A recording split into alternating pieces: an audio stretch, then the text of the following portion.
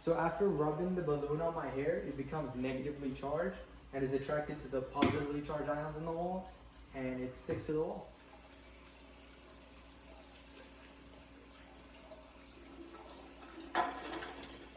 So after rubbing the PVC pipe with fur, it becomes negatively charged, and the can is both negatively and positively charged.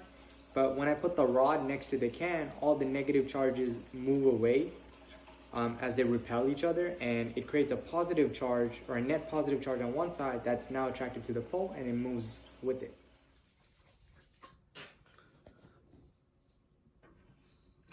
So as you can see, as I bring the PVC pipe together, the full pepper repels each other, and once I remove it, the negative charge goes away and they come back together.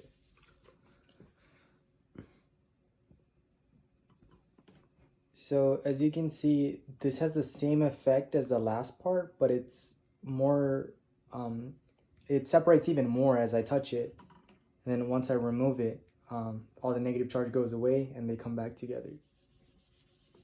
So an experiment to determine the polarity of charge of the electroscope is by using a PVC pipe that is negatively charged, and you bring it near the electroscope, and then if the leaves repel each other, that means it is negatively charged, since this is also negatively charged.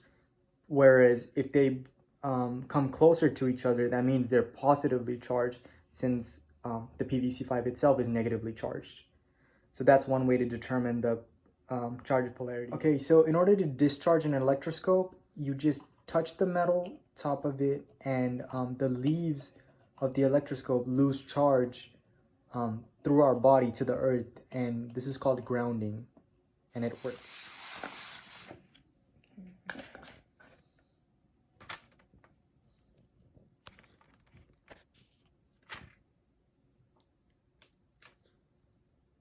Feel static. That's it. So I'm repeating the same steps as last time. Charging up this styrofoam, which is an insulator, and I'm putting this aluminum plate on top of it, which is a conductor, and I'm gonna hold it about 1 to 2 feet above, and I touch it and I feel a spark. That's because I'm also a conductor. That's it.